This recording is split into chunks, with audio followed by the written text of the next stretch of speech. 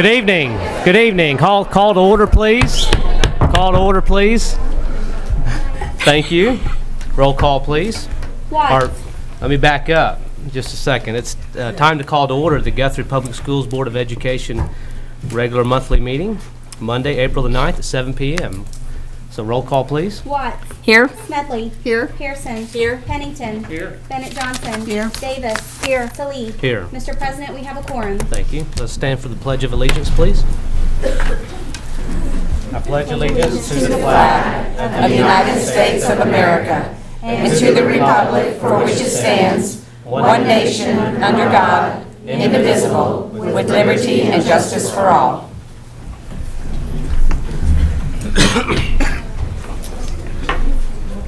Please join us as we observe a moment of silence.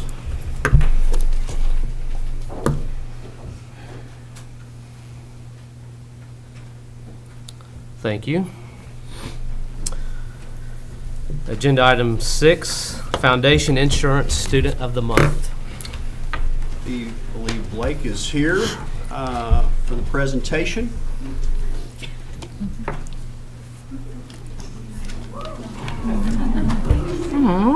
Hi everybody, I'm Blake from Foundation Insurance, and I'm here to help honor our two Guthrie Public Schools Students of the Month for March.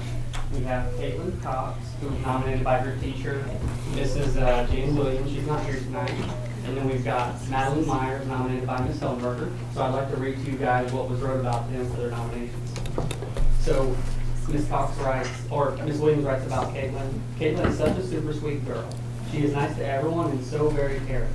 She always comes in with a smile on her face and happy-go-lucky. She has such a big heart. During a Martin Luther King Jr. lesson, the students were listening to a story about his life. Caitlin had tears in her eyes. She told Mrs. Hellenberger how sad the story was and that it made her eyes water. She is this thoughtful to her classmates also. She has brought money for a friend who never brings popcorn for free sun money.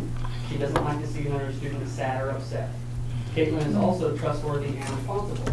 She will make sure things are taken care of and will help her teachers and peers with whatever they need. She is respectful and includes all students in her circle of friends, including those with special needs. Caitlin is a prime example of what a compassionate and caring person should look like.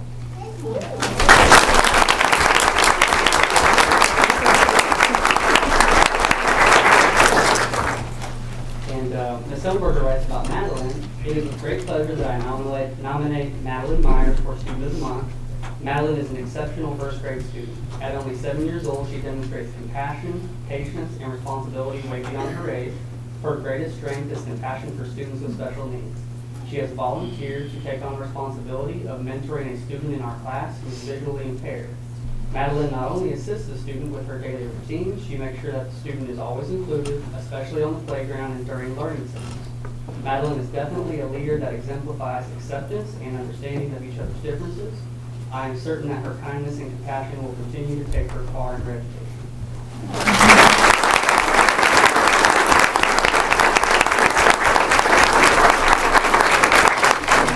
So, great job, girls. And on behalf of Foundation Insurance, we have two $65 gift cards to Stacy's Place, which is like this awesome restaurant in Guthrie. So be sure that Mom and Dad get you guys dessert. And there you guys go.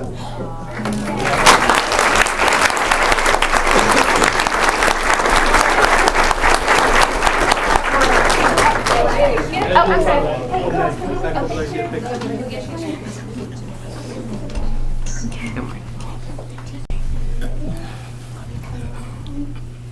There you go. All right. Ready? There we go. 1, 2.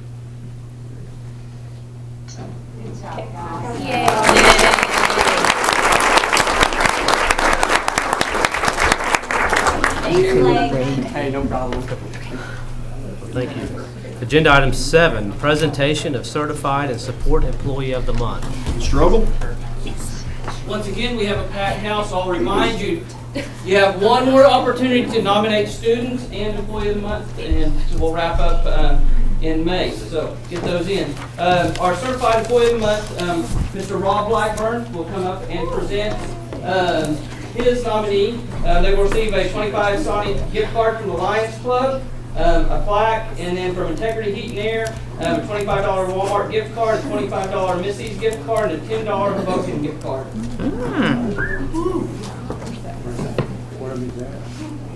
Taylor? It's hiding.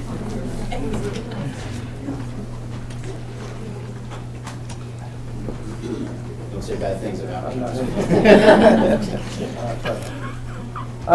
Mr. Steyer, this is kind of what I wrote to nominate him, but he's a great guy. He's been a great asset to me in on this program, for the band program. But for the past 2 years, even though it's his second year teaching, but Mr. Steyer is an incredible young teacher. He has shown a tremendous growth as an educator since I have gotten to know him in the past 2 years. The kids respect him, and he works very hard at what he does. I catch Mr. Steyer working way past contract time daily. He is completely dedicated to the students in his profession. Powerful educator, always striving for excellence in our schools and our community. So, congratulations.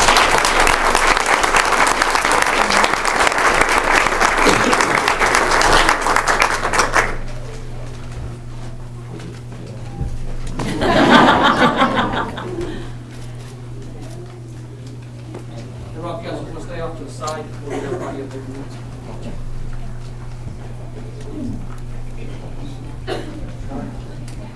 And our certified, or our support employee of the month, Marcia Todd.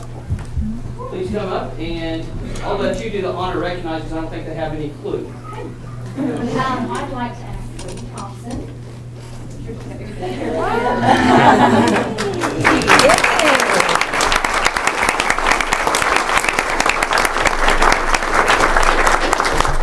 I think I scared him today because I texted him and said, you are going to be a board meeting tonight, right?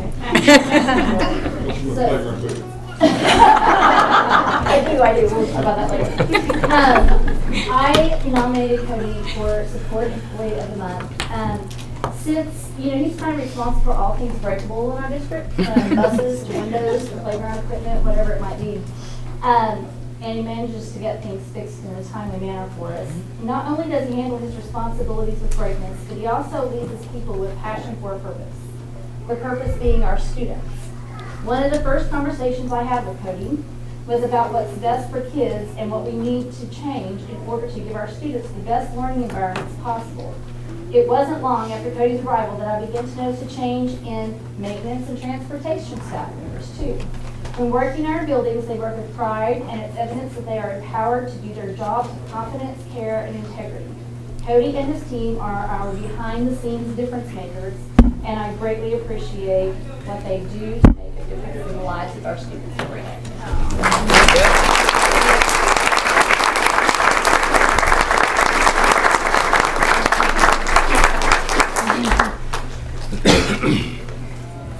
Don't leave. Chris is coming.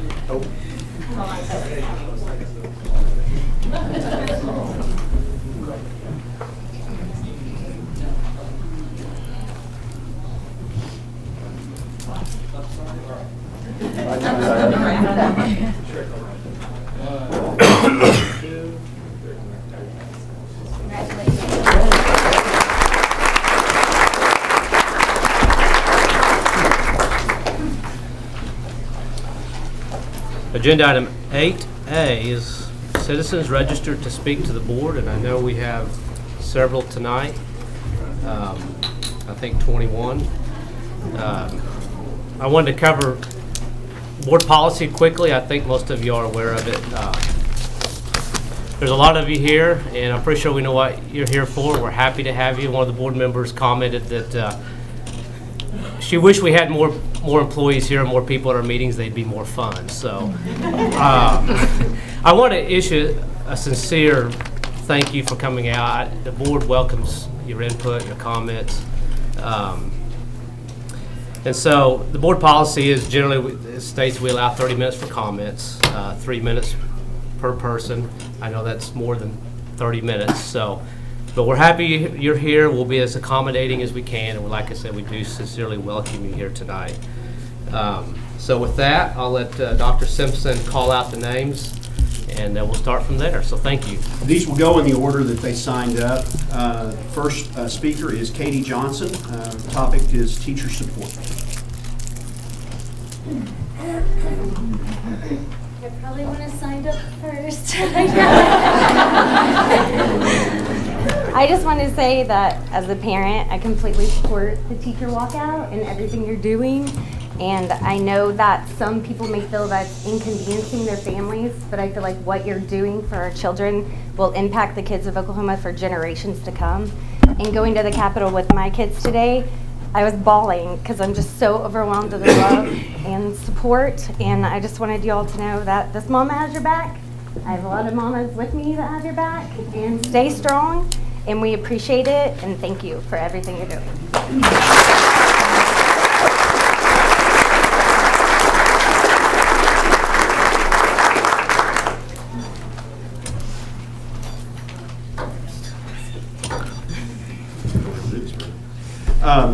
Next is Christy McCormick regarding the teacher walkout. Hello, this is actually my first time here. First, I'd like to say that I went to the Capitol today and told as many teachers as I could in person. Thank you so much. But now there's a whole bunch more of you, so thank you so much for what you're doing. I am a parent and am behind you all the way. My husband would say it, but he said I had to say it for him because he won't speak in front of crowds. But also, I wanted to tell the board, thank you so much for supporting these teachers. As I watch across the state, not every board is doing it. It's not as easy for our teachers across the state as it has been working with you guys. I know it's scary and it's inconvenient. I have vacation plans right after the school year too. Everybody's got things and everything's a little bit up in the air, but I really, really feel like it's worth it in the end and that this is a very important moment in our state. And I'll end just by reading a little something out of my favorite book right now, which is called What Unites Us. And it says, active, constructive patriotism takes work. It takes knowledge and engagement with those who are different from you and fairness in law and opportunity. It takes coming together for good causes. We are a nation not only of dreamers, but also of fixers. We have looked at our land and people and said time and time again, this is not good enough. We can do better. And I think we are working on doing better. And I appreciate all of you for doing that. Thank you so much.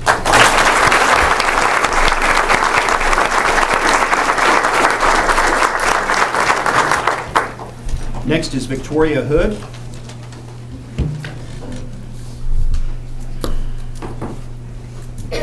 I'm also a parent of Guthrie students, and just like all these other parents that are here tonight, we want to say thank you. Sorry, I'm emotional about my kids. I see the conditions of the classrooms. My kids have been going to school here for 14 years, and it's just gotten worse. So we love you, teachers. We appreciate you. We try to help you keep your classroom stocked with supplies because we know you don't get any. And most people don't have to work in conditions like that. So just want to say thank you. Know you're appreciated.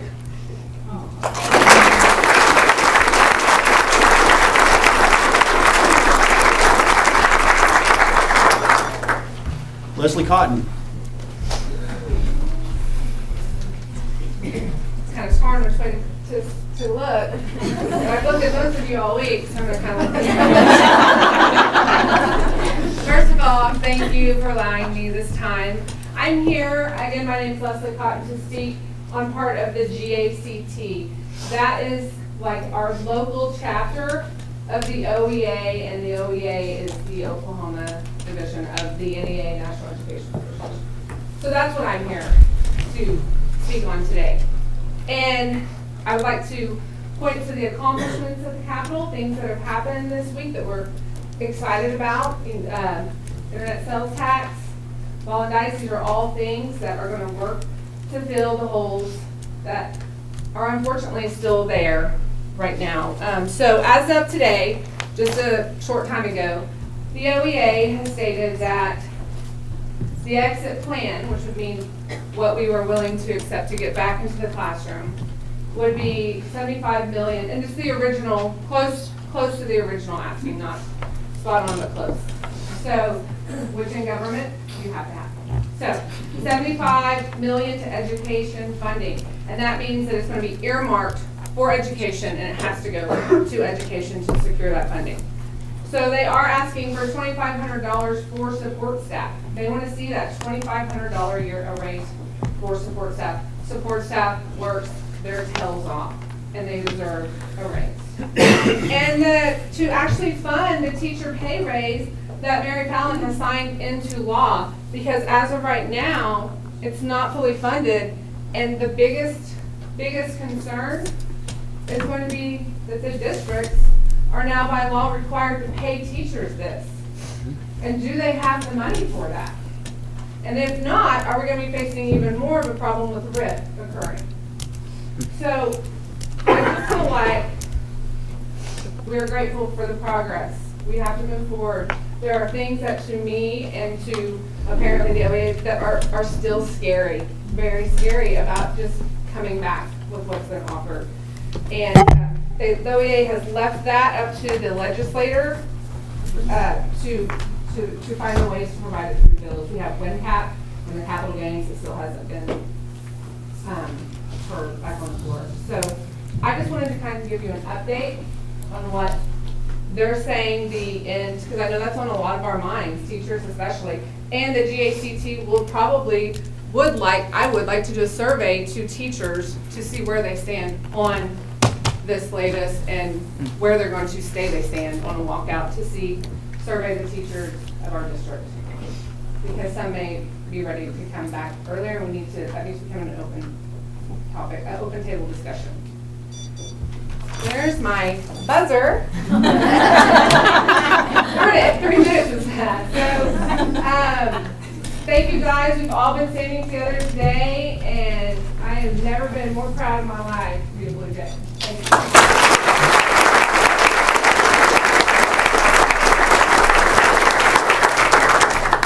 Audra Branson.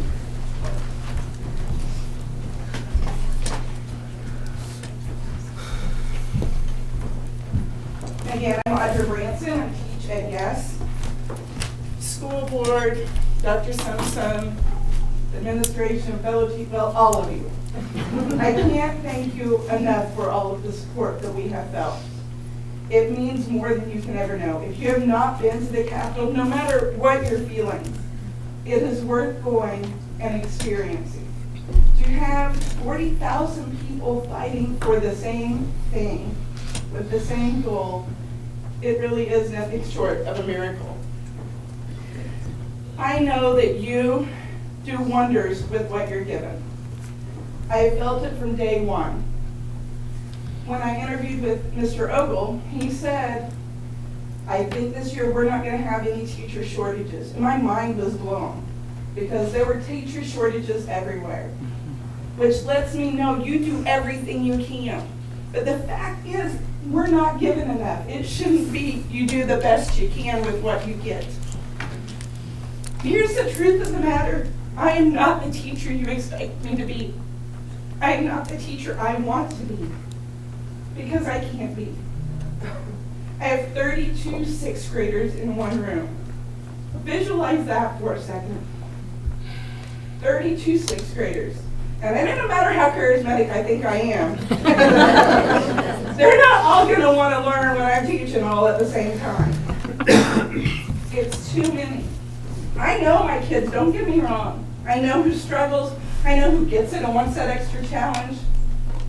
But it's simply not possible with the large numbers.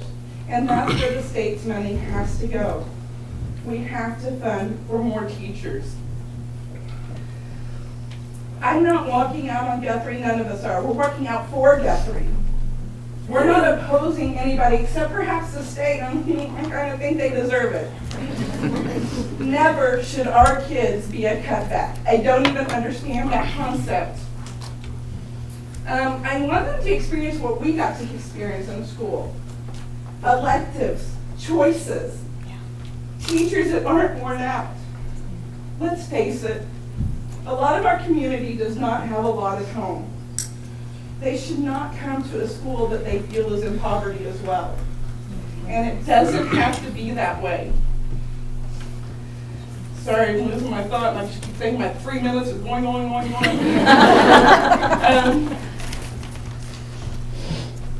I know we're worried about missing school.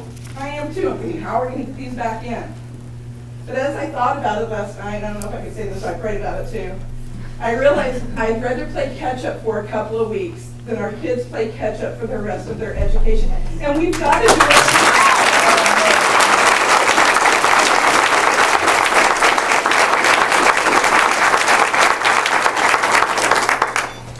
So many are fighting, and we're fighting. Okay. And final, thank you again. And please let our students know they are a priority, not a cutback. Thank you.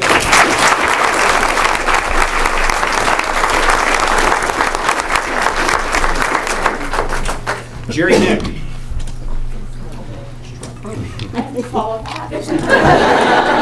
Thank you. Board, thank you very much for your support. Teachers, administrators, parents, my McNuggets, I love you. Thank you for allowing me to speak, and I come before you to ask for continued support. I was gonna read this, but those two kiddos that were here, that's why I'm here. The last board meeting, we didn't really have representation for the early childhood and for the elementary level. I'm here for that. She has 32. I have to face my parents and tell them they're gonna go into a classroom of 28 next year. I have to tell them with testing requirements, knowing full well, I don't have the support that I need. But I've been given amazing things by my principal. And I've been given what we've been given because of the support of you guys. I will tell you, we have an average of 23 starting in kindergarten, 23, 24, all the way up to 32, a big guess. We have lacking in music program, lacking in music and arts. We have lacking in SPED departments where they're not meeting those needs of the SPED kids. We have curriculum that needs to be updated. We have resources and technology, things that we need to make our kids successful. But the number one thing that we need to make our kids successful is bodies, is qualified and caring and wonderful teachers in the buildings. And that goes for support, that goes for counselors, that goes for interventionists, that goes for assistant principals to deal with behavior, that goes with electives at the high school. Everything, those little ones, they're fixing to go through all of their education. My baby is in pre-K. All my son has known is cuts, and he's in 4th grade. And I know from right now, here on up, he's looking at class sizes, 28, 29, up to 40 when he gets to the junior high. I know as a teacher and an educator that I am doing my absolute best for my babies. And every single teacher in here does the same. We come with kids ill-prepared, and it's not at the teacher's fault. It's because there's too many. And I've built relationships with my kids this year, and I built relationships with the 500 kids that I've had every year in the library for 8 years. I knew their first names, their last names. I knew who they were. And I hugged them every time they walked in my door. But we cannot give them what we do not have, and we need more teachers. We need more electives. We need more opportunities for our children that are going from here. It should stop here. The seniors this year, that's all they've known since they were 8 years old. This is all they've known. They're fixing to graduate out of a system that has been cut. It's time for us to change that. That's why I'm fighting at the Capitol, because they matter. Those two babies, the babies that are in here, the high school kids that are in here, they matter. And I'm so glad to see everybody here standing up. And it has been amazing to be at the Capitol. I challenge you, or I ask you, go. Be part of it. It is amazing to be down there with that many people, and it's crazy, but it's not out of control crazy. It is a group of teachers that are looking out for every single child, even though they don't know them. And we've had several kids lost at the Capitol. And it's nothing, I mean, it's amazing to see 40,000 teachers kneel so that a kid can find his mom. That's what we're there for, because we love our kids. So I want to leave with this. Staking a claim in our students' future is Guthrie's This is right here. It's our motto. This is what we're here for. And we ask for continued support and going back to the Capitol and talking to our legislators. Because I will tell you, I've seen one three times, and one time. And we need to keep going. We need to keep asking. We need funding for our schools. Thank you very much for this.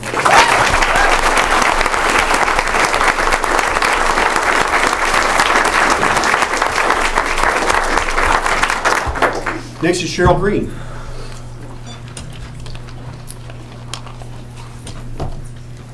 Board members, Dr. Simpson, parents, community members, administrators. I think we will all agree that within this room, the teachers in this room are among the most outstanding teachers in this state.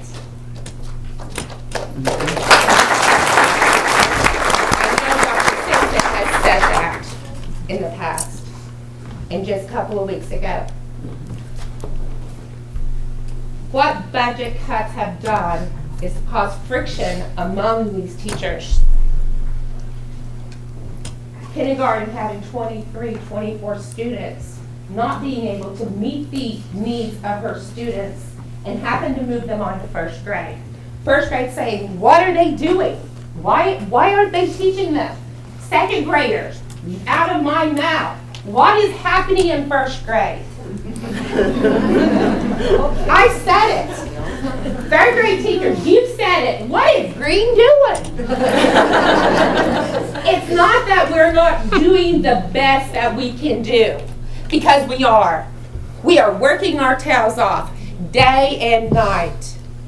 At school at 7:30, at least I am. Everyone knows it. If I'm not, something's wrong with Green. And I don't leave till 5. Because I am working for my students. It's not first grade's fault.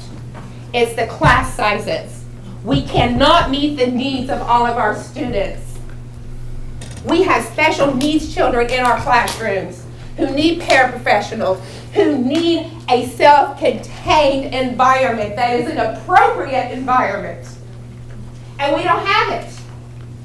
So where do they end up? In our classrooms. And we are doing the best that we can do. Stacey, we're doing the best that we can do. And we love our children.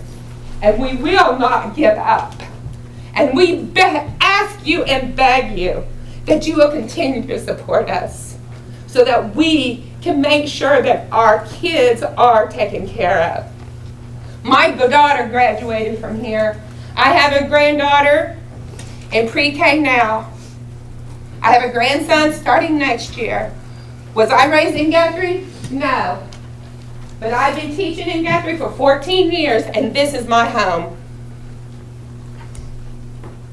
I'm not an Edmond girl anymore. I'm a Guthrie girl. That's right. The bond that we have made within these teachers over these last 6 days, we are united, and we will not be broken. We will not be broken. Thank you.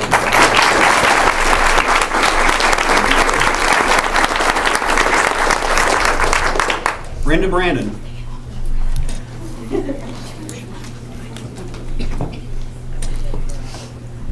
Dr. Simpson, board members, faculty and staff, community members, I am here to say thank you for all of your support. But I am here to tell you why I walk. I walk because I am a 3- and 4-year-old special ed teacher with a caseload of 33 students. Do you know what that means? It means that I only have 10 in my morning class, 10 in my afternoon class. I have numerous kids, at least 8, that go out into a general ed classroom.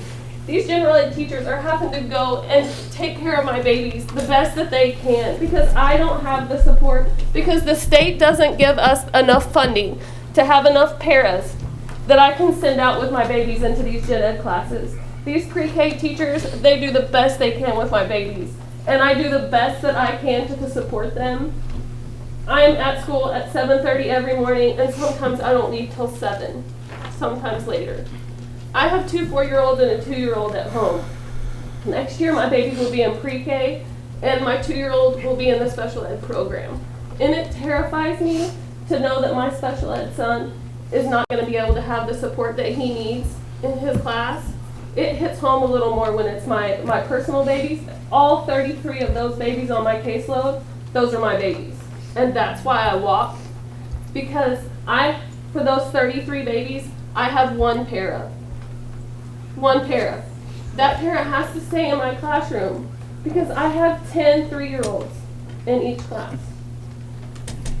And we're potty training, we're changing diapers, we're trying to meet the needs of these students. And it is so hard to do it with what we're given. But I know that our board members and our administration, they do the best that they are given. That we have to be at the state, we have to be at the Capitol fighting for our babies. I just wanted you guys to know that is why I walk. So, thank you guys.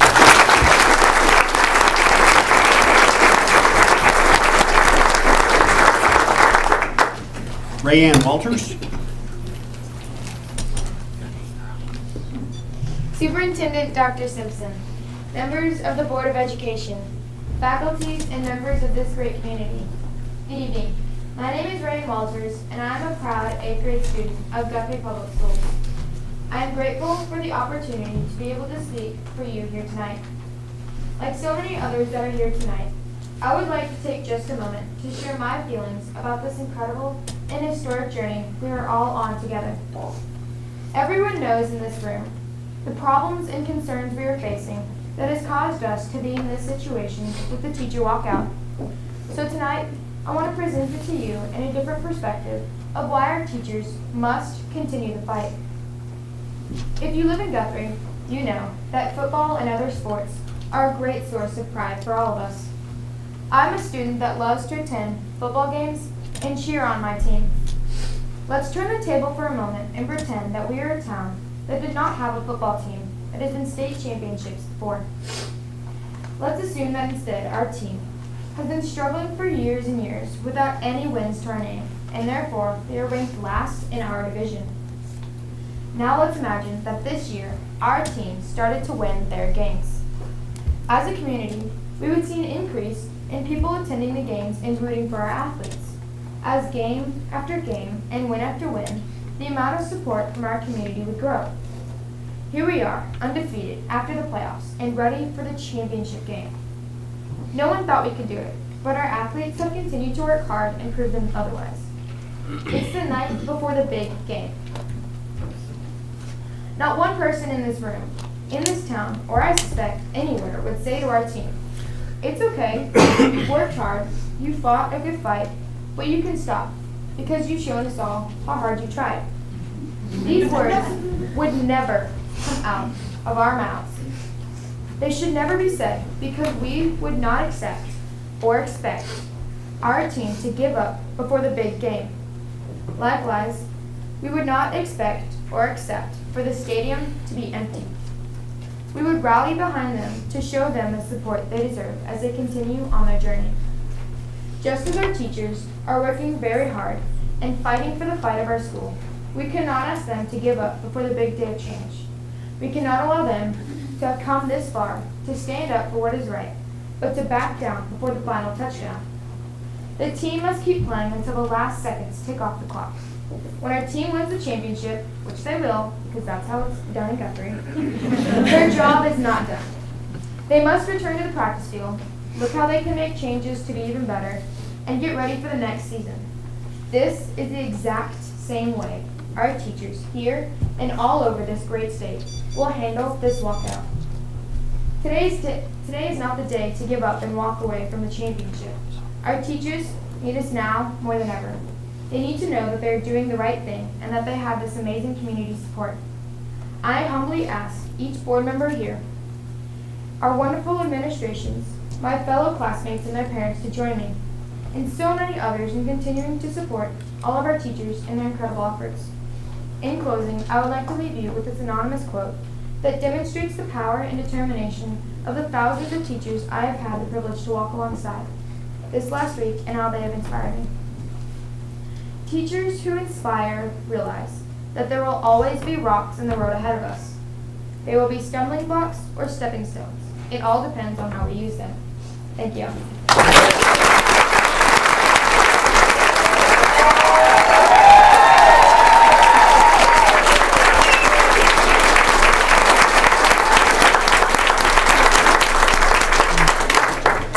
Dr. Anna Coffin.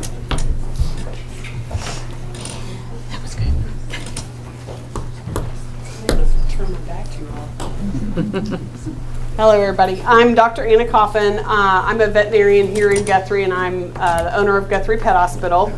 I'm proud to say that I graduated from Guthrie High School, and I feel like I am a successful and productive member of the society. And it's all due to part of it being raised in this community and going to Guthrie Public Schools. I got a good, firm foundation, and that's why I'm where I'm at.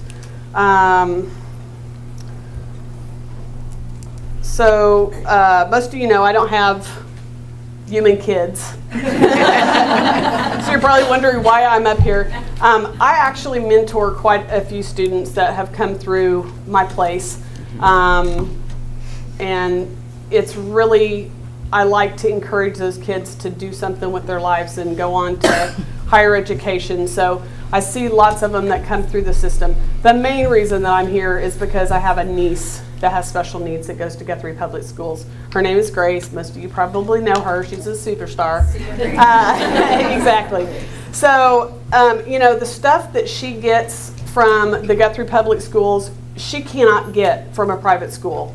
They don't have the things that she needs, and so she has to come here, and she does get pretty good support. And the problem is, without what you guys are giving her, she would be so far behind the people that are the same age as her. And so she's doing pretty good. And the special needs teachers, thank you so much, for taking care of her.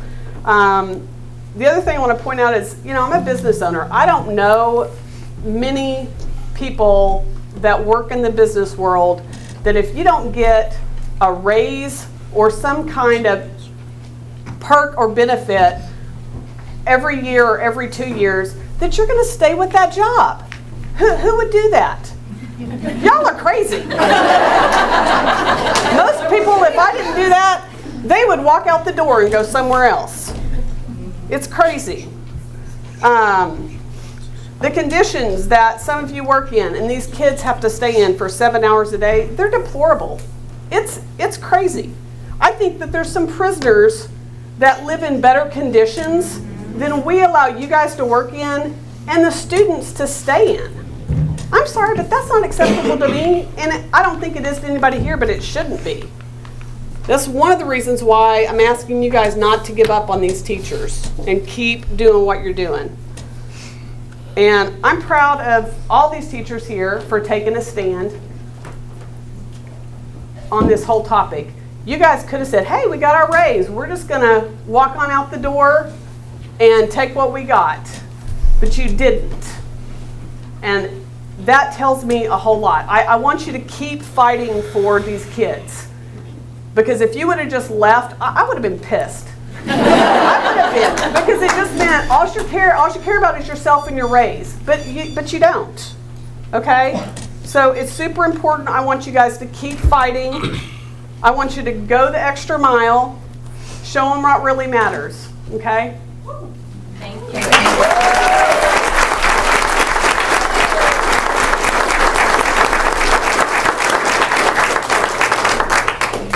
Emily Cordell.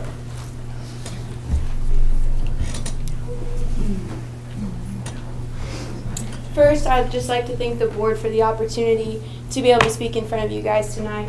And to all of my teachers and teachers that I have come in contact with up until this point as a junior in high school, I thank you. I thank you for investing in my life and in the life of my peers that I get to call my friends because of the relationships that you guys have been able to instill in us, and the love and the support that you guys give us on a daily basis, no matter how stressed or worried or frustrated you may be when you walk in that classroom. I thank you. I thank you for taking a stand not only for yourselves, but for us.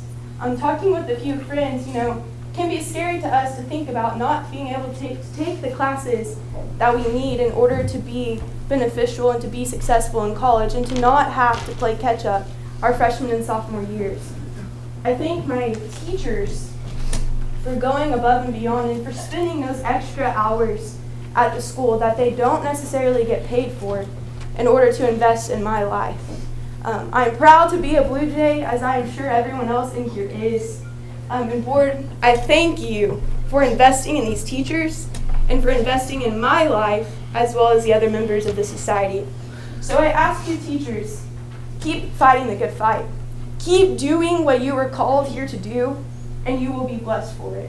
And I believe that wholeheartedly, and I hope you do as well. Thank you.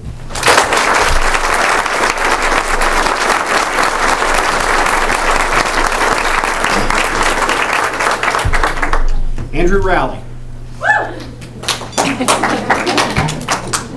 First off, I would just like to thank the board for allowing me to speak tonight, and everyone else who comes. Clearly shows that you guys care about what goes on in this community. But I think a lot of people forget that one of the most important jobs in the modern day is teachers, because you guys train us and prepare us for tomorrow, to be tomorrow's leaders. And a lot of people just that doesn't click with them. But I just want you guys to know that I really appreciate what you guys do. My teachers that I've had over the years have put me where I am today as a drum major, as excelling in my classes, and I just want to thank y'all. But to put kind of in the perspective of a high school with the overbearing amount of kids in the class, my sophomore year last year, I was in a class that had over 40 kids in it. And that's not only damaging to the teacher, it's damaging to the student, because there's those who get it and there's those who just don't. And when you don't get it and there's that many kids, you don't get the proper attention you need to excel. You get left behind, and that's not the teacher's fault. That's just that there's not enough manpower or woman power to push you forward. And it's really kind of a tragic thing. But I feel like if we do get funding we need, which we will, because I know you guys as teachers, we should put it into more teachers and more funding for schools. So thank you, board, and thank you, teachers.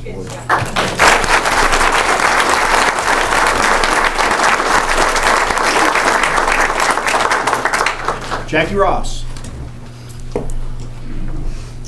Thank you, Dr. Simpson, board members, everybody for giving me this opportunity, and especially to you all for giving me this opportunity. I am a Blue Jay through and through. I was born and raised here. I've never lived anywhere else. Proud graduate of Guthrie High School. And I want the same thing for my personal children and all of the children in our community. I can't imagine not growing up here. I think it's just the whole community is a family, and I want that for everybody. I do want to say that this is different than everybody else's speech, but a few weeks ago, I decided that I was just done. I was emotionally, spiritually, physically done. I was at the bottom. So I said, okay, I don't want to be rehired next year. I'm going to wait. I'm going to see what happens. I'll find something else. I told my husband I'd go work at Walmart. I didn't mind to be a greeter, whatever. As long as I felt appreciated to be somewhere. Because lately we haven't felt appreciated. We get appreciated by the community all the time. They bring us chocolates and cakes, and we get donuts all the time. Lots of donuts. But donuts don't fix the problem. My problem is I have 27 children in my class who are very vocal, very opinionated. Some of them are my size. And we don't fit in my classroom anymore. I have to scoot by desks like this to get around to the front. We don't fit. Our building was built for 20 kids in a class, and we're having more. Beth Taylor, this is her first year to teach. First year, she has had at one point 32 kids in her class. That is not okay. She can't even decide how she wants to be as a teacher because what I call, we put out fires all day long. because they don't get along because there's too many of them. They're shoulder to shoulder, and I don't know what else to do about that other than we have to have more staff members, period. That's how you fix it. You hire more people. At Guess, we used to have 12 sections of 6th, 5th, and 4th graders. Now we're lucky if we have 9, and enrollment is up. So not only do they take away staff, but at Guess, I don't remember how many we had, but we had, in 4th grade, it seems like 50 new kids, and they just keep coming. There's more houses being built. They're gonna still keep coming. We have to do something now. So I'm asking the board, I'm asking the community, which I think the community is sort of behind us. We did lots of honking and waving yesterday. I'm asking that you please continue to support us because I think this is our one chance.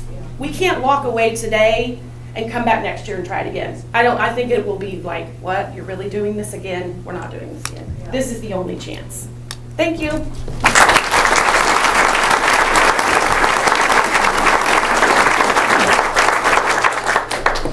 Bethany Walls.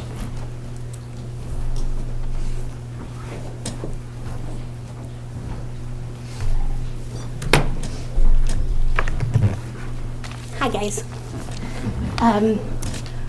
I'm a daughter of a former teacher. I've grown up in Guthrie my whole life. I have 2 kids that go to Guthrie.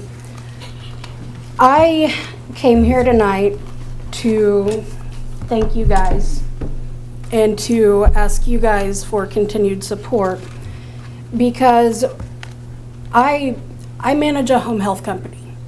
I wouldn't be able to do that without the teachers that took part in me growing up.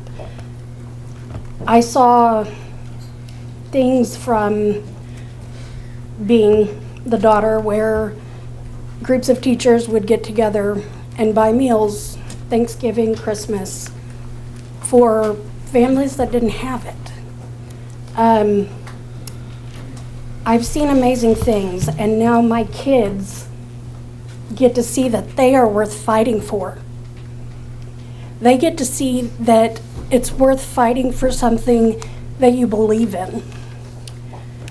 These teachers are creating a foundation that are going to change my kids' lives. And so I need you guys to be the foundation for those teachers. So please continue to support them.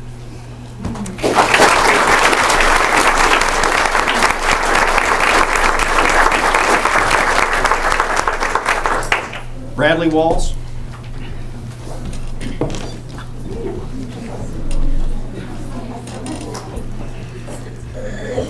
Thank you for being behind our teachers. Please support teachers. They are fighting for us.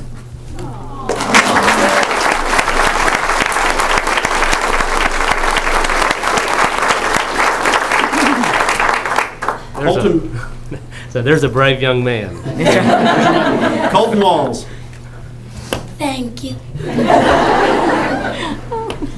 Please support our teachers because they are worth fighting for. And they are going to help us get through the school year.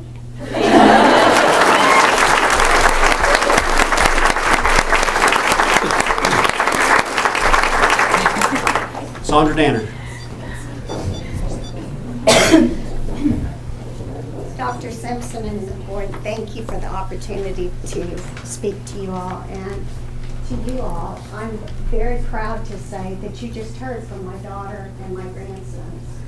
And they are products from here, of you all. For those that don't know, I spent 29 years of my life teaching here. I moved to Guthrie the week before I started first grade, and I grew up and had phenomenal teachers. I taught with phenomenal teachers. I worked for phenomenal administrators. And I ask you, I beg you to please continue to support these teachers and what they're doing. I marched at the Capitol in 1990, and that dates me, for House Bill 1017, to get the things that are being talked about right now, to get smaller class sizes, because these teachers are phenomenal. that the fact that they even get to teach anything is outstanding and speaks of how highly qualified they are. Because with the class sizes they're talking about, if they're able to just manage the classroom, that is an act in itself that is outstanding. My grandsons get it, that their teachers are fighting for them for an education. I decided, I'd heard it, and I spent this week, I had an incident with a group of horses and broke my leg, and so I couldn't march with the teachers, but I've made phone calls all week, and I have called representatives, I've called senators, I've called the state superintendent's office. I have made phone calls after phone call because I wanted to find out for sure. And I have found out for sure. We spend more money every day in Oklahoma to incarcerate a criminal than we spend to educate a child. And that is, our priorities are way wrong. Those same criminals that we incarcerate also get a free college education. And our children don't get that. Without the people in this room to educate them, to get them the resources they need, the counselors to help them get that, they don't get that. And until our state gets it, speaking of the legislators, the people, the lobbyists that put them there, until they understand that our children are more important than the criminals we incarcerate, and our children need better facilities than those criminals get, then we've got it all wrong. And so until that message is heard and understood at the Capitol, and if the people in office don't get it, then we need more people in office who do get it. Because our children are our future. They're the ones that are going to be sitting out here and sitting up there, and the ones that are taking care of us in the hospitals and everywhere we go. So thank you all so much for fighting the fight for my grandsons. I know they're worth it, and I want you to know that I appreciate you and each one of you and your work. So thank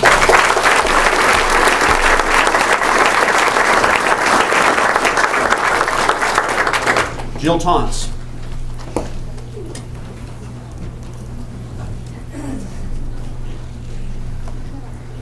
Oh, this is like scarier than being in a courtroom.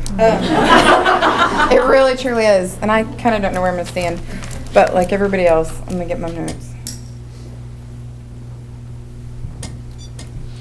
Members of the board, Dr. Simpson, everybody else who's here. Oh gosh, I'm going to get emotional already. Rhonda, I can't look at you. I am the product of a Guthrie Public School education. Oh, this is terrible. Many of the people in this room highly impacted my life. They told me, junior high, elementary school, that I could do anything I wanted to do. In my line of work, I see a lot of kids that every single day of their life, they have no one. They have no one that mentors them, no one that speaks positivity into them, except for these people. And every day, these people pour their heart and soul into children. And that means something. It means something to me. It means something to these teachers, and it should mean something to you guys as the board. I come from a family of educators, and today, myself and approximately 200 other attorneys marched the Capitol. We didn't do that to come in and save the day, but we did it to draw attention to these teachers. We met with approximately 24 legislators, and when I was asked to come tonight by Jerry, what I want to tell you is don't give up on them, because when we met with approximately 24 of the legislators today, I am telling you that they are more candid with us as the attorneys than they are with them. And this is a smokescreen and it's mirrors, and they are waiting for the day that you do not come again. They are waiting for that. We cannot give them that. If they stay the fight, something's going to happen. Today, many of the teachers that were there today are teachers that taught me. And one example I want to talk to you about is the fact that I've heard a lot of people say, well, it's time to go back to the class. It's an inconvenience, which, I am a mother of 3 children, and Cruz's teacher, Miss Davenport, is here. You're going to have one more Jackie at Guest next year with Ella. But these people are so important to our children that I can remember myself being an athlete, having Louanne Ireton, I told this story today, come to school every day at 6 a.m. or 6:30 to meet with a group of us students so that I could get my A in math analysis.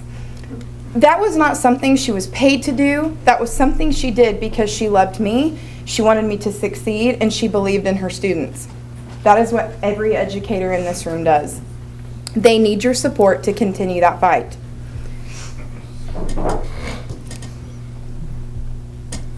If I didn't have someone speak into me the way I did, and there's too many to list, I don't know maybe what would have happened.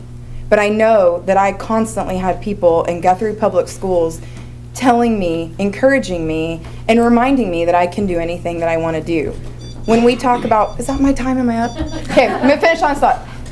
When we have people who are young kids, if we don't educate them, if we don't give them the tools to succeed in society, they're gonna grow up and become a part of the problem. Educators help everyone, and that is why you are the key to all of us succeeding in our lives. So thank you so much. Don't stop.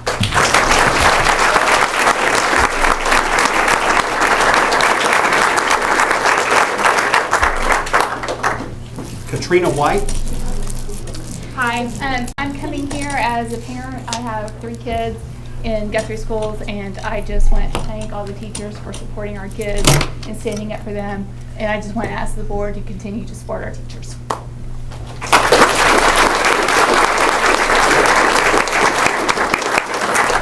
Lauren Parker.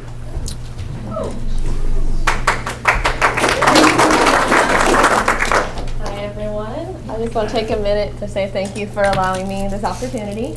My name is Lauren Parker. I graduated last year, so I speak for everyone who's kind of fresh or maybe still in high school. I've been in I've been in Guthrie School since I was in 3rd grade, and so I kind of know what's going on there. Last year, I had the opportunity of serving as student council president, and so I got to see a little bit of like the more behind the scenes action at the school that other students don't really get to. And something that some people might not be aware of is that whenever we discussed what we wanted to raise funds for our United Week, every single year it would be brought up more than once. Maybe we should raise money for the schools. We need new paper towel dispensers. We need this. We need clocks. We need this.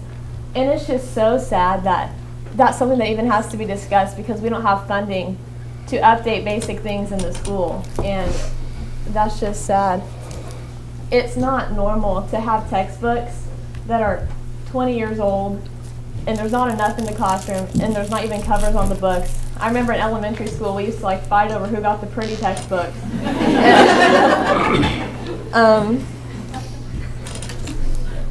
If you haven't seen my picture, there's a picture on Facebook where there's a table with the leg broken off and there's textbooks making that up. And that's really sad too because we don't have money for tables either.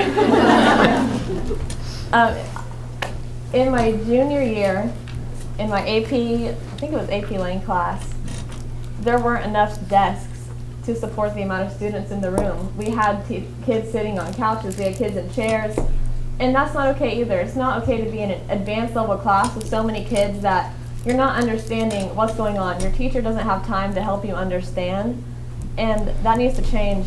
And it's bad in elementary schools, it's bad in junior high, and it's bad in high school.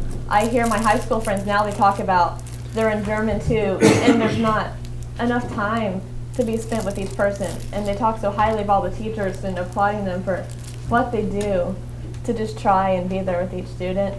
I've had so many teachers throughout my life that took so much time out of their days before school and after school. You drive by and you see their cars at the schools at 8 o'clock, 9 o'clock at night. And they would do things such as like English teachers. They would buy sets of books for the class that they couldn't get funding for because they thought that the message from the books was so important that, you know, they just buy it for us. And I've had science teachers who didn't have any funds at all for labs who felt like we needed that experience, and they would buy science materials, and I mean those aren't cheap at all. And so I know that I deserve better. I know students now deserve better, and students in the future, they deserve better as well. So thank you to everyone who's invested in my future and who continues to invest in students' future. Thank you again for this opportunity.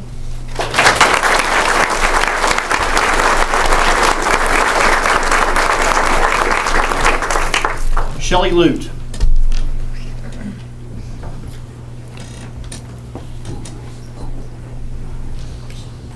Okay, I'm here, I'm gonna do this kind of fast, I'm not good at short speeches. I'm here as a proud Guthrie alum, class of 91, woohoo, who was taught by some amazing teachers. Ms. Ireton was mentioned a few minutes ago. She taught out of a college-level calculus textbook that was in pretty much pristine condition.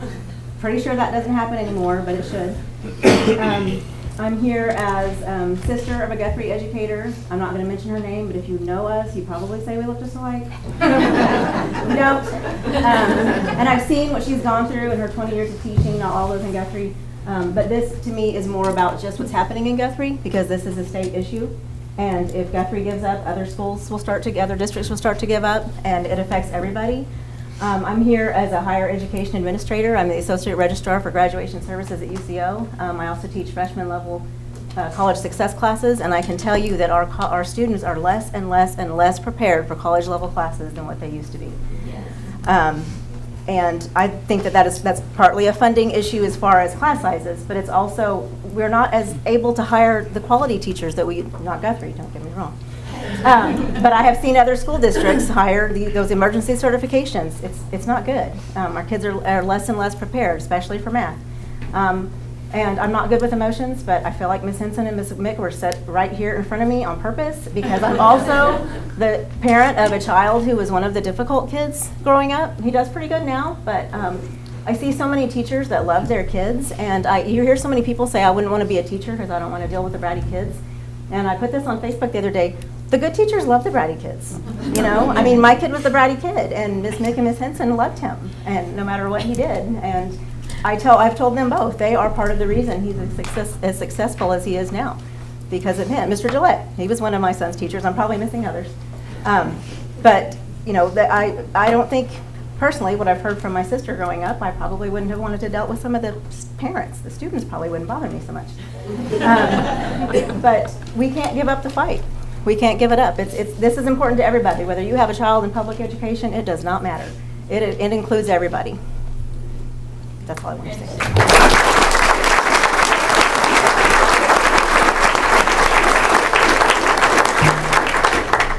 That was the last person that has signed up for the public comments. Thank you.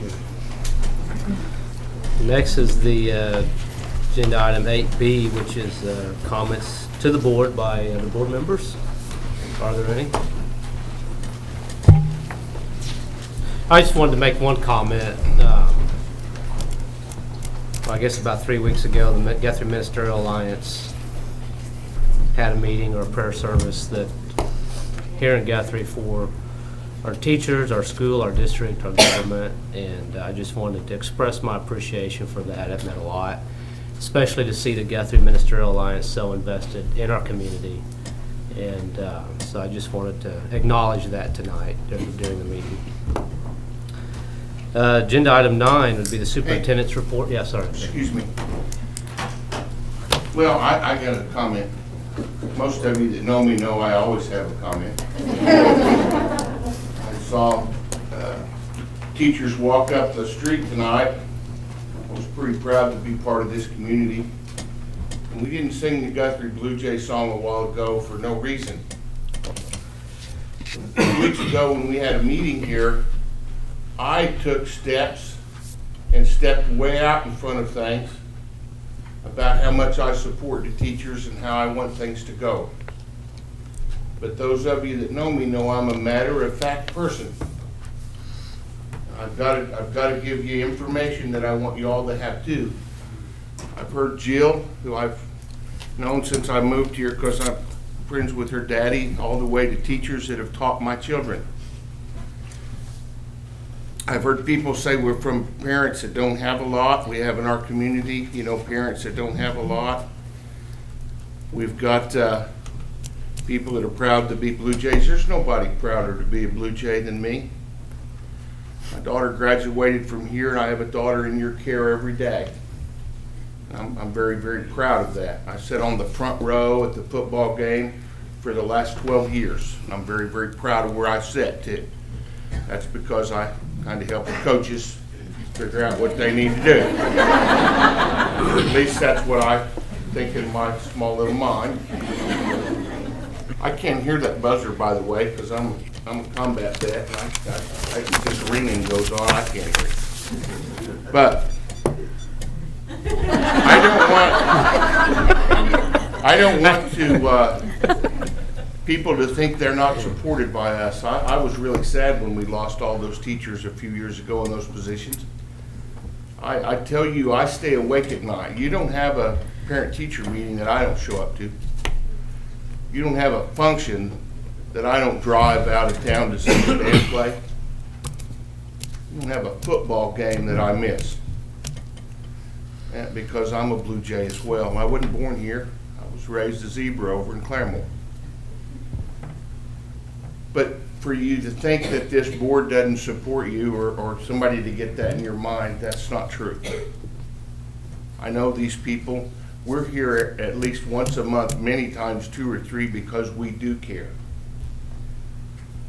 But I want you to know I have an office in town, and Ms. Danner has been there speaking to me about this issue, and so have other teachers, and parents, and students. But we also have an educational calendar I want you guys to think about. Now, I'm the guy that was here 2 weeks ago. Everybody called and said, thank you for supporting us. But I've also got to stand up. I won't say nothing behind your back. I won't say to your face. I hate those people that do that. I won't do it. But I've got to ask you to keep the kids in mind when it comes to our educational calendar. And I'm not saying injures walk out. Last Wednesday, you saw this fat man walking around the Capitol. You will see him again this Wednesday. Because I've been down there, because I do care. And I care very, very deeply because my daughter is in your care.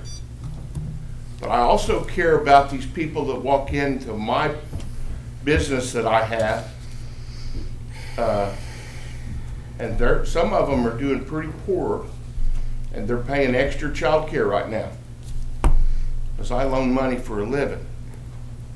All I'm asking you to do, I'm not saying stop what you're doing, because I'm proud of every, watch my mouth, I was a sailor. I'm proud of every one of you. But I want you to keep in mind that if it goes weeks, right, and we have to extend our educational calendar, parents have bought airplane tickets and go on vacations and this and that, and they won't let you change that anymore. And some of these parents are paying extra fees. Now, I'm saying that to the teachers. Please, I don't want you to misunderstand me. Those of you that know me know where my heart is. I'm asking for those of you that don't know me to ask one of these teachers I do. I'll be there Wednesday with you. But if it's really about those kids, I need you to help me think about those, because in a few weeks we're going to start affecting that. How? And I'm not saying stop. I'm asking you guys to come up with a plan.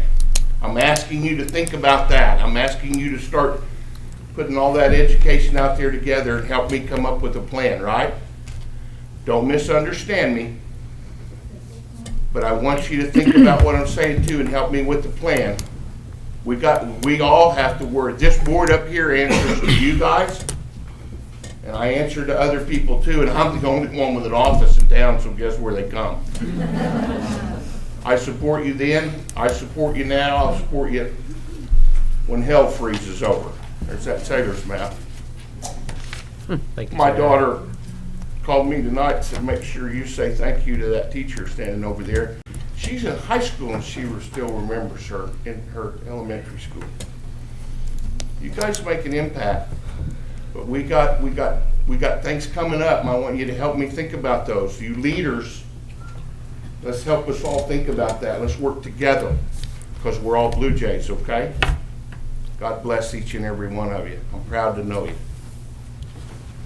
Thank you.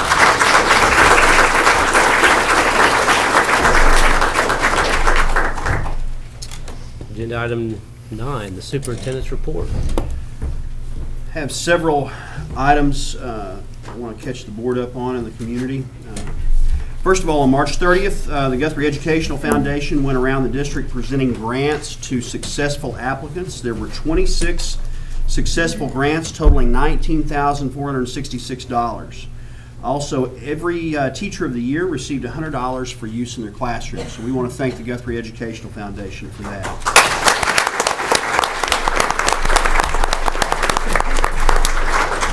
A reminder that Saturday, April 28th is the high school prom at the Dominion House, and that is an item that will go on regardless of the condition and status of school.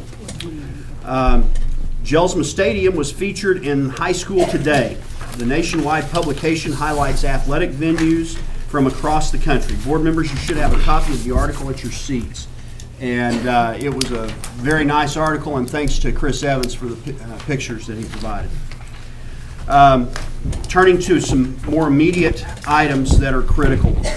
This morning, Superintendent Hoffmeister extended the testing window by 1 week due to the work stoppage. We are working to revise our schedule as well. During the work stoppage, we are continuing to serve lunch and breakfast at Cotterill Elementary and lunch at Central. Today, we discontinued lunch service at Guest due to a lack of participation. While our participation has been light at Cotterill and Central, it's grown since we started the program, so we're going to continue to do that. The next item is something Mr. Salee touched on, the Ministerial Alliance and the role that they took on a prayer service, but I want to update the community on another item that to me is much more critical. Knowing my audience, you guys are the teachers and staff members that are in the room are very familiar with this.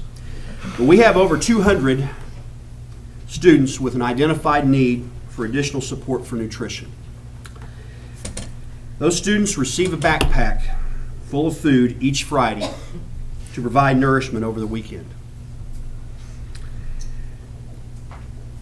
I'm going off script here, my greatest concern during this time was for those students.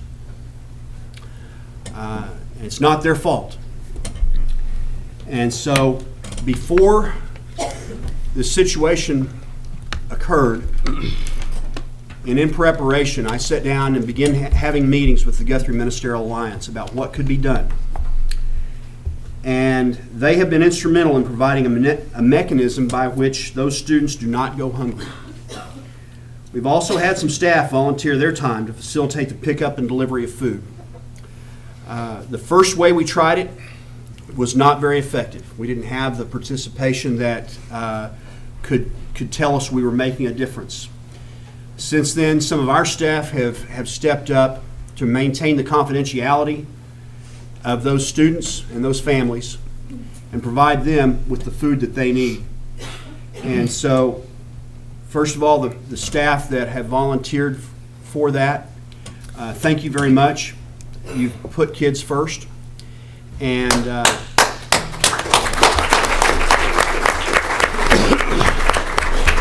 and I really appreciate the Guthrie Ministerial Alliance because they stepped up as well, and they put the kids of our community first. That's all I have. Thank you. The next agenda item is number 10, discussion and possible action regarding teacher work stoppage. So I asked Dr. Simpson, we talked about this, to have this on the agenda to give the board an opportunity to discuss current events. And tonight we heard a lot of passion, something that's always refreshing. And this work stoppage has caused a lot of anxiety for the community, a lot of uncertainty, and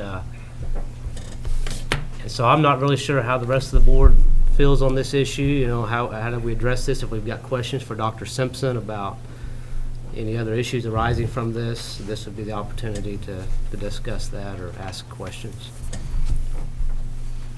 Well, I have a question. And Leslie, this may go back to you, but you mentioned that as of this evening, that the only demand that OEA is making is that they ear tag and I didn't write that dollar amount down, was it 12 million? Original request, 75 million, because of the 50 million that was with the hotel motel, and then they needed their original amount. So 75 million, and that has to be ear tagged.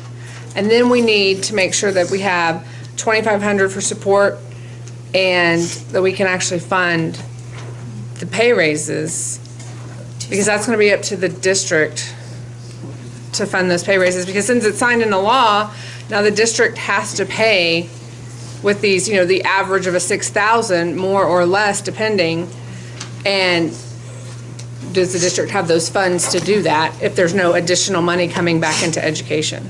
So OEA is no longer making demands of that, the two bills be passed or that? They've said from day one, when we went into the Capitol in February, I think, I don't know when it was, February, for the step up, and people had created this step up plan. The legislatures, the House, we were the House, they made it very clear that they thought that would be their job to make the laws. So that's what the OEA did. They said, this is your job, this is what you're gonna do. We want this funding. And so one way they said that we are looking at that is the capital gains, which the House didn't see, or there's the wind cap, but we've got to have a way to fund that. And then the hotel motel, if she signs, to not repeal that, that's only 50 million. So we're trying to. So it really doesn't matter, as long as the money's there, you really don't care what. Right. I don't think that we're really worried about the bill that's, as long as it's not taking any money away from DHS, mental health services, all that, and we've been promised that. It would not take away from any other. Well, I just read this morning, and it was on News OK, and it just said, while the Oklahoma Education Association demanded 2 measures to end the walkout, it did not specify how much money had to be earmarked for education. Amanda Ewing, the chief lobbyist for OEA, said that ending the capital gains deduction and vetoing the hotel motel tax would generate at least $100 million in new revenue. And she's quoted as saying, "We are essentially saying we need another 100 to 150 million for our state budget. We are not demanding that it be all used for public education." Okay. So that's what bothered me, is you guys working so hard and it's not getting ear tagged for what you're marching for. And I needed to maybe clarify, this is an open door conversation. This is not going to stop. This is for the first year, and that we're going to continue. This has to be for the first year so that districts can afford to pay the pay raises. We want support. I think the support staff raise is going to be the hardest to clear, but I believe that if you have the capital gains, that would bring enough in. So they're saying 75 was their original on the table, and that's what, if we could get all of that, we would take that to exit the walkout.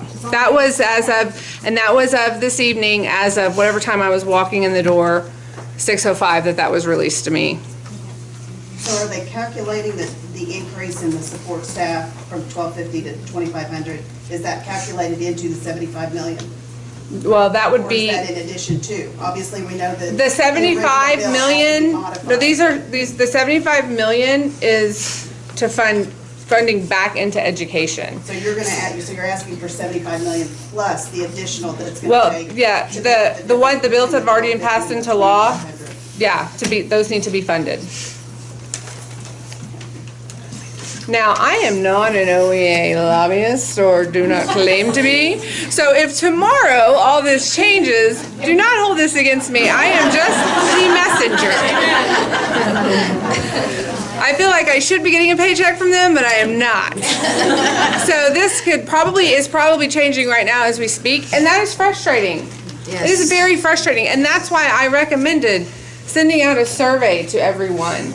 But I do know, bottom line is, everyone here feels, I hate talking for it, but we have to have it funded, because if not, we're going to be right back where we were, or worse. Well, So I can't speak for the rest of the board, but I know that that's been one of my frustrations with this whole process, is that it seems like there's been a lack of a unified plan during this whole process. So many people were just like, okay, they gave us some, but you're still wanting more. They're giving us some, but you're still wanting more.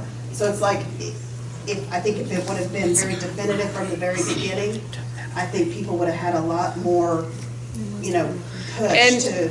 I talked to John Pfeiffer, our representative. I think a lot of us here have become very good friends with him. Handshakes now turn into hugs when we leave his office, but he clarified a lot of that because, I'm a member of the OEA. That was a huge frustration to me. And bottom line of all that is pretty much everybody tried to put their hand in it and demand different demands and different demands. And the OEA was trying to stay in control. And then the legislator said, well, you guys said you're here for the teachers. And that they are. I mean, really, these demands for the classroom and stuff, I think maybe that may be coming a little bit more for the NEA, but it has to be there. So does Representative Pfeiffer agree that the teacher pay raise is unfunded? In some words. 'Cause I haven't heard that. From what I've heard from our state senators, that's not the case. Are you talking about our state senator or our representative? State senator, so I wanted to know what. I'm not gonna speak for John Pfeiffer. I am gonna say we've had candid conversations about things that can happen to progress education forward. And I know he has a lot of questions and worry about the capital gains tax, but we have discussed other revenues with him, other bills and things of that nature. I don't want to talk for. Because it seems the only group that I hear saying this is an unfunded pay raise from is the OEA. Mm-hmm. No, I think it's the 60,000 plus teachers also at the Capitol that are saying this isn't enough ed funding. Oh, I'm sorry. Want to know, could I make a comment? Sure, yeah. I'll be real Make an quick. exception. I'll be real quick on part of the bill not being funded.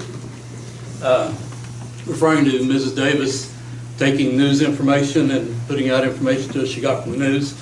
You can go back, I don't know what day it was, several days, and read through the Oklahoman.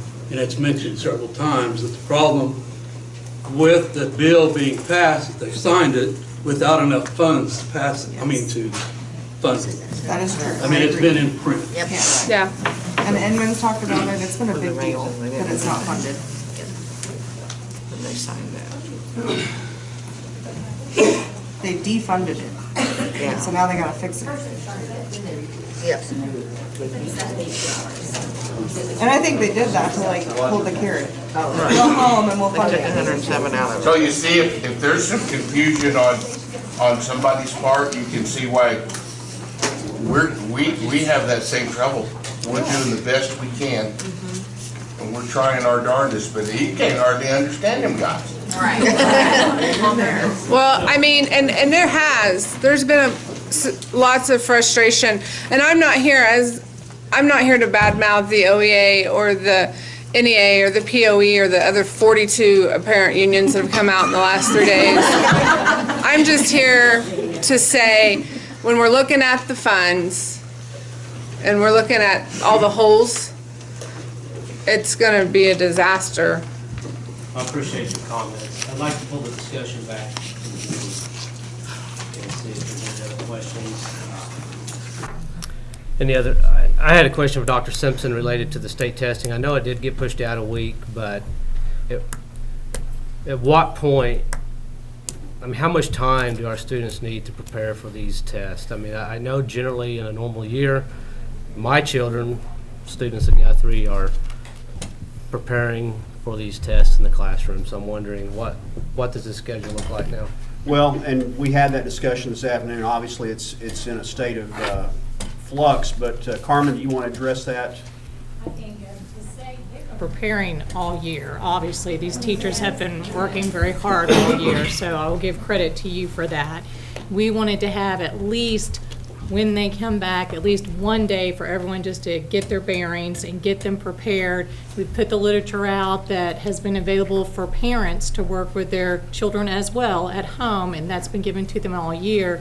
But if we're looking at a time frame, Mr. Slee, then it's going to have to be I believe that they have extended through the 3rd through 6th till April 30th. I mean, we would have to have at least one full week with makeups, and that would be pushing it.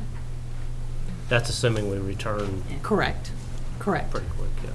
And do we lose federal funding if we don't, what do we lose by not getting our testing done? You have to test 95% of your students to retain your federal funding, which is approximately 13, 12, 13, 16%, depending on what year we're talking about of our budget. I think Terry hit on the instructional calendar and how important I think some of us feel that instructional calendar is kept. I know we've been doing this on a day-to-day. That's giving a lot of support to the teachers, I believe, up until this point. But I'll admit, I think some of us are getting a little apprehensive. We have other parents, families. This is inconveniencing. I know we can debate how important that is, I suppose. But,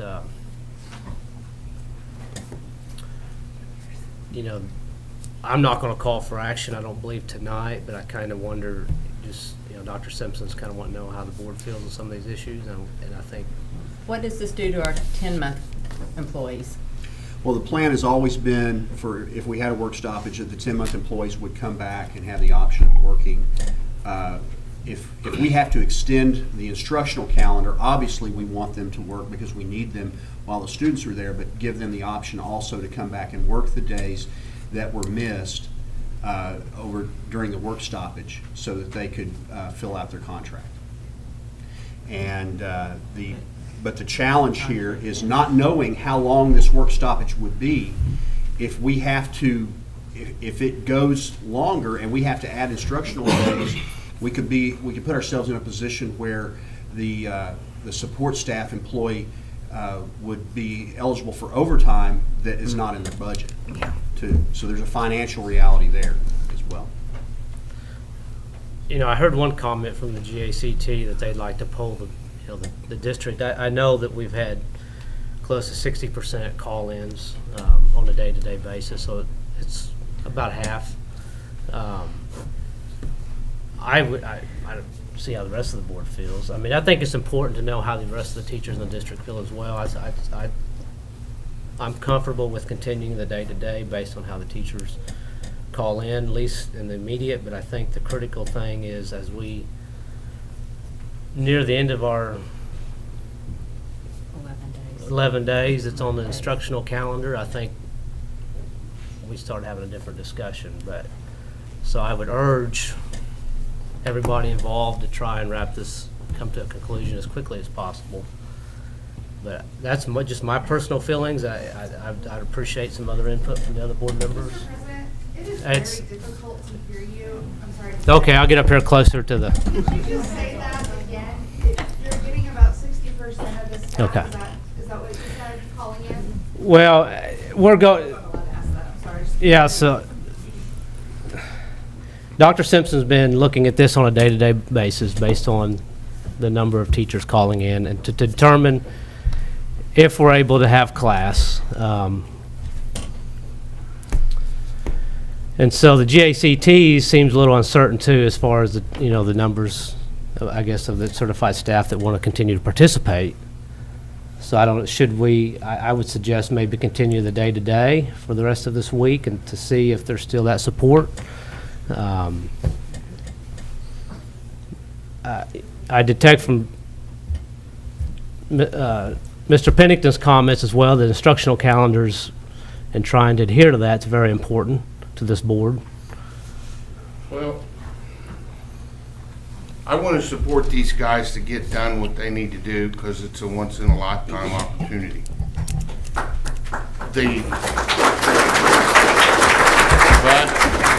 I believe, like I told them, I like to be upfront and honest, and I tell them all, look them in the eye and not do it behind. I want to keep the kids in mind. I've asked, that's all I ask. Keep the kids in mind. Keep our instructional calendar in mind because, You know, if you bought plane tickets or you live in Guthrie and if you got a little small amount of money or whatever, you plan a trip to Disneyland, I don't want to be the one that says, I'm sorry, we're going to have school. You're not going. You know, so all I'm saying is, I want to support the teachers. I understand what they're going through. I understand the impact they're having. I also understand this legislature and I've raised mules before. I'm a country boy. I understand these guys. And sometimes you just can't get them to walk any farther. So, the agenda item doesn't allow for it. The board has, yeah. I just don't know what to do. I'm going down there Wednesday to be with you, but I want you to, I don't know who to ask, because like she said, there's 40-some people, but we got to start thinking about our kids pretty quick. So I just want to plant that in the back of everybody's mind, and I'll be down there Wednesday with my Guthrie t-shirt on again. And you guys moved the tent from the south side to the north side. I didn't know that. I wasn't in the email group. Any other? Yeah, I would like to make a comment. I know that the GACT, I believe they polled the teachers, prior to this whole thing starting. And I was a little taken back by the amount of teachers that did not respond to that poll in general. So I would encourage you to encourage your colleagues to respond to that survey, so we can get a true vision of what you guys want. So, thank you. I wanted to mention something about the way we've been operating on a day-by-day basis and the timing of it, because there's not a perfect way to do this, but when what we have been trying to do is by 3 o'clock make a determination. I know that there are parents that are wanting us to determine earlier, but the reality of this is some of this is driven by the action or inaction at the Capitol. And by doing that and waiting until around 3 o'clock in the day, we can see, I can generally have a good feel for what's going on and if there's going to be progress or not progress with the House and the Senate and eventually the governor. So the timing of that is, it was very intentional to try and do it that way so that we can see the progress of the day and if it can have an effect where we can get back to school as quickly as possible. I've got a comment, Mr. President. I prepared this today based upon the article I mentioned earlier, so. There's been a lot of compromise by many organizations that went into the Step Up OK plan to provide longer-term revenue into our state's budget. But just like the last 10 years, our legislators were too busy playing politics and did not pass the Step Up OK plan in February, and that's what has led us to the walkout. As a mother of an educator and a school board member, I support the teachers of Oklahoma. What you have done to call the attention to the legislators has been a historic event. You have accomplished a pay raise and more funding for education. This was achieved because you pulled together and stood for higher standards. The raise you have secured is larger than what the Step Up OK plan provided. But now demands are in place for specific bills to be passed to end the walkout. While I greatly appreciate the attention you have focused on the need of additional education funding and our legislators' consistent failure to provide the funding, I also worry that some policies made in a crisis environment solely to end the walkout may have long-lasting consequences on each of us and our friends and our families that you teachers never really intended. Personally, I hope that whenever the walkout ends, you will remember those legislators on both sides of the aisles who missed the opportunity to do what was right and hold them accountable at the ballot box.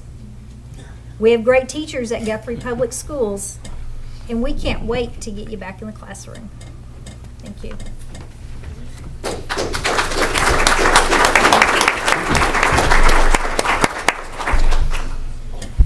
Mr. President, I make the motion that we table the possible action on the work stoppage. I don't know that a motion's That means it's got to necessary. come back up, and it may not need to come back up. If we table Okay. it. So, okay. So, there's no motion. You rescind your motion? I'll rescind it if we Okay. continue supporting there. Yeah. Okay, we'll continue on to agenda item 11, which is the consent agenda. Do we have a motion? I move we approve the consent agenda. Second. Roll call, please. Watts. Yes. Smedley. Yes. Pearson. Yes. Pennington. Yes. Bennett Johnson. Yes. Davis. Yes. Salee. Yes. 7 ayes, 0 nays. Agenda item 12A. Okay.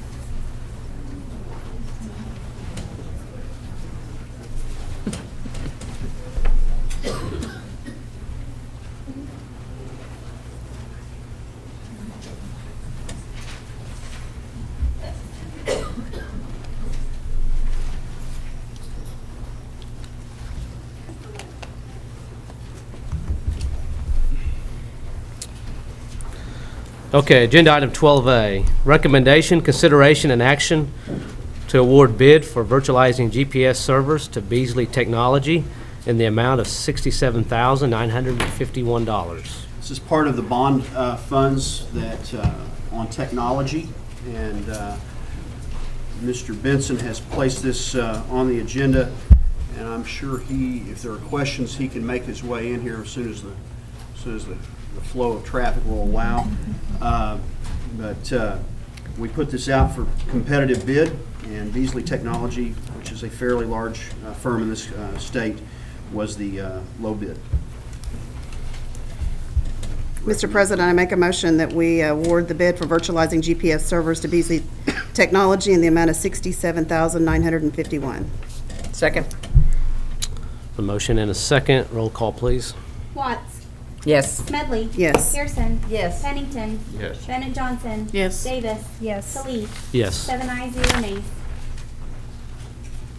Agenda item 12B, recommendation, consideration, and action upon contract for auditing services for 2018 to 2019 for fiscal year 2017 to 2018.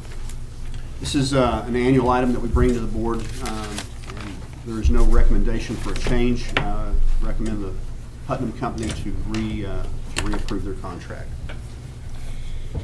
Mr. President, I make a motion, we approve the contract for auditing services for 2018-19 for fiscal year 2017-2018. Second.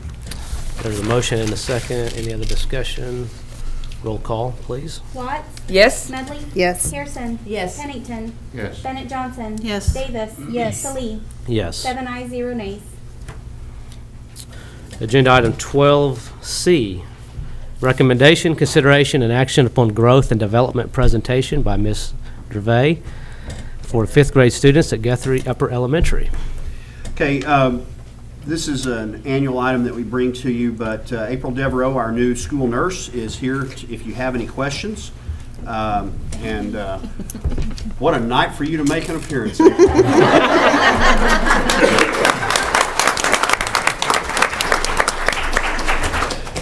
I've been working, I had to attend training today and last week because they were previously free trainings. You have to go when they're available. So I'm now a vision screener, so that might help you. And diabetes management. Good. Mr. President, I make a motion that we take action upon growth and development presentation by Mrs. April Devereaux. We approve it. We approve it, excuse me, yes. Second. There's a second. Yes. Motion and a second. Roll call, please. Watts. Yes. Smedley. Yes. Pearson. Yes. Pennington. Yes. Bennett Johnson. Yes. Davis. Yes. Salee. Yes. 7 ayes, 0 nays. Agenda item 12D, recommendation, consideration, and action to approve a right-of-way agreement between the district and Central Rural Electric Cooperative for a 20-foot wide easement and 10 feet either side of the electric facilities as built or existing, and the necessary easement to serve the premises along East Charter Oak Road in the southeast corner of the southwest quarter of Section 24, Township 15 North, Range 2 West, Logan County, Oklahoma. I read the whole thing. That's good. Page 48, 49, this is necessary to set the permanent electric service for Charter Oak Elementary. It will connect, they will set the transformer, and then they will connect the building. And this has been through our attorney and the Central Electric Cooperative attorney, and has been blessed by both. Page 48 and 49, recommend approval. I move we approve the right-of-way agreement between the district and Central Rural Electric Cooperative for the easement listed in our packet. Second. The motion and a second. Roll call. Watts? Yes. Smedley? Yes. Pearson? Yes. Pennington? Yes. Bennett Johnson? Yes. Davis? Yes. Khalid? Yes. 7 ayes, 0 nays. Agenda item 13 is the proposed executive session for the purpose of discussing employment of personnel, FMLA request, resignation, separation from employment, and transfer of position request, all as set out on the personnel reports. Employment of career and probationary contract teachers is listed for the 2018 to 2019 years. Discussion of teacher negotiations for 2018 to 2019, and periodic annual evaluation in terms of an employment for Dr. Michael Simpson, Superintendent of Schools, disclosure of which information would violate the confidentiality requirements of state and/or federal law, all pursuant to 25 Oklahoma Statute, Section 307, B1, 2, and 7. Mr. President. I move we go into executive session. Second. Roll call, please. Watts? Yes. Smedley? Yes. Pearson? Yes. Pennington? Yes. Bennett Johnson? Yes. Davis? Yes. Khalid? Yes. 7 ayes, 0 nays. Agenda item Agenda item 13B. Only items of agenda 13 were discussed in executive session and no votes were taken. This shall constitute the executive session minutes. Agenda item 14, vote on action as set out on the personnel reports. Mr. President, I make a motion we approve the action on the personnel reports. Second. Roll call, please. Watts? Yes. Smedley? Yes. Pearson? Yes. Pennington? Yes. Bennett Johnson? Yes. Davis? Yes. Khalid? Khalid? Yes. 7 ayes, 0 nays. Sorry. Agenda item 15, action upon recommendation to employ career and probationary contract teachers as listed for 2018 to 2019.